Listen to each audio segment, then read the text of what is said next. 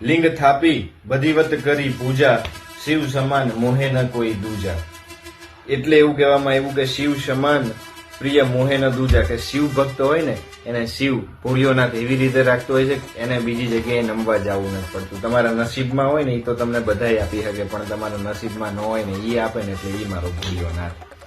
શિવ ભક્તોને એની શિવની ભક્તિમાં એ એટલા મગ્ન હોય છે કે એને શિવ સિવાય કઈ દેખાતું નથી. બસ એક જ શિવ સમાન પ્રિય મોહે ન દૂજા. જેમ દીકરીને બાપ વાલો હોય, દીકરીને બાપ વાલો હોય ને બાપને દીકરી વાલી હોય, બરાબર.